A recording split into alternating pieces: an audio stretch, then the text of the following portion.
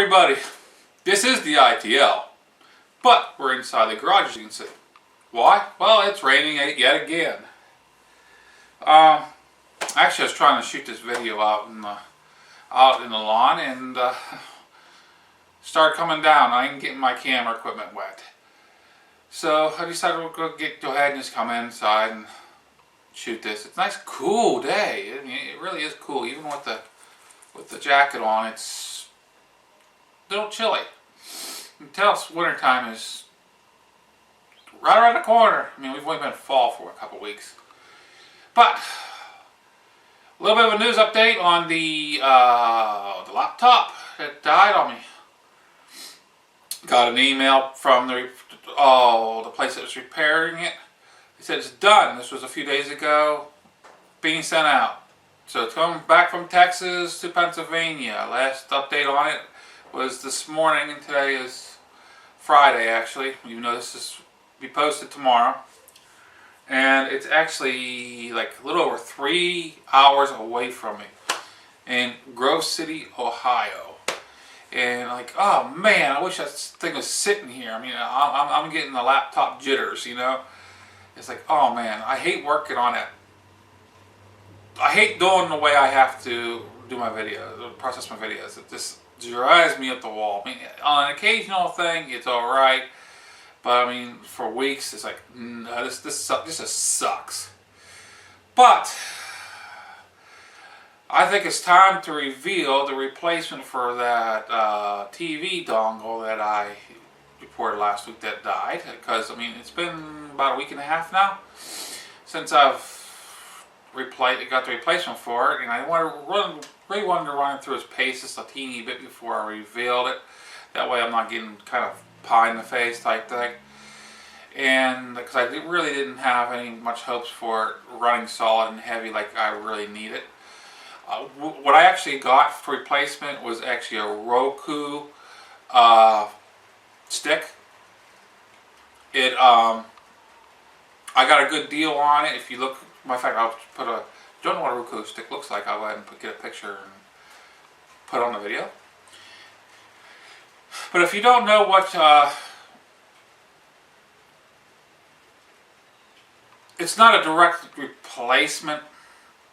It's more, it's a way to get videos and apps on a single screen for you. That way you can go through the different places and to get the videos. And there's a lot of free channels out there you can get with tons of good video.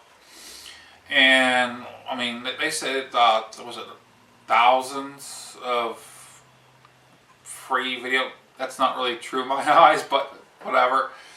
But they do give you a free month of Amazon Prime. I think it was a month of Netflix. Not Netflix.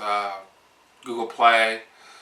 Stuff like that. And I mean, we're really enjoying it. My Roku stick has not been off very long. For this almost week and a half now. I mean, I really, the wife loves it. I like it. The only thing I haven't attempted yet is to cast from, say, my computer onto it, which is you're able to, and you're able to cast from like a cell phone onto it also. But I just haven't tried that yet. It seems cumbersome to me the way it's set up. I still may, in the far future, go ahead and get a secondary unit, like a Chromecast or something like that, that is much easier to cast from your device, because there is still things like your videos that you've downloaded and stuff that would be nice to cast it onto the screen. Saying that, even though it's kind of cumbersome to do that, I mean, it's still, all the other aspects, it still works really well. It was an easy setup. It was actually surprisingly easily set up on it. Now I do have an old, I think it's a M1100 box that I say I inherited it somewhere. It's missing a remote for it. Found come to find out, the remote is pretty expensive for that particular unit. I'm saying in the low $20. So it's like for the cost of another stick, it might be worth just buying another stick, especially like a Chromecast. I mean, Chromecast is brand new, $35. But on the other hand, there's a lot of features that if I get this other one set up, say set up as like a bedroom setup, and the older unit does go RCA, has the RCA plugs on it, so you can hook it up to an older TV that's not digital and still run it. But saying that, there is an app that you can get that you're able to basically, if you're watching something on one unit, you can send it to the other unit and finish watching it if you're changing rooms or something, and that might be useful to me. I'm really thinking that. I mean, like I said, I've only been running it for about a week and a half, give or take. And it's not doing well. It's holding up well to the heat to the TV. It's not giving me any flaws. The only thing I've came across is I don't have the bottom tier of my internet provider. I have the next to the bottom, because the bottom tier is just email alone. I have next to the bottom that's only giving me, 3 megabytes a second, between 2 and 3, and at times it's not quite enough, especially if you're trying to get HD. If you're thinking about getting one of these, I would think about a higher tier for your internet provider. Mine, I mean, like I said, it's doing okay. It's at times it'll have a hesitation or a stutter where it's rendering, and you just have to wait for a couple seconds and it comes right back. But I really haven't had a whole lot of problems with it. I mean, it's running pretty seamlessly. In this pack, there was a Google Play, gave you $10 gift certificate towards a movie or whatever. My advice to you, if you get this, use the full $10 on a rental or something. Because I didn't see any buy a movie for $10. They're more than that. Use the full dollar as much as you can, full $10 as much as you can for a rental or off the bat, because you can't split it up. We found. I mean, we went ahead and tried to get a movie that was like, what was it? We figured out like $5, and we'd get another one for like $5. That way you can get two. It don't work that way. It does not work that way. So we lost the $10 off of it, but that's okay. I mean, it was a freebie anyway. It was just trying to get you hooked into it. And actually, with my internet speed, I found out the HD on Google Play does not. I mean, it tells you your internet is not insufficient. So, but on the other ones, like Amazon Prime, HD is fine. I don't know. I really don't care. It works. I'm happy with it. That's all that is. So you got the replacement for my dongle. We'll see how this goes. If it does well in a few months, you'll hear about it again. If it does bad in a few months, you'll hear about it again. The laptop, hopefully it is repaired. Of course, they don't tell you what they did to it. They just say, it's repaired, we're sending it back. We'll see. Don't know. I mean, I can guarantee that all my stuff on my hard drive's gone. I expected that. I kind of expect them to throw another hard drive in it.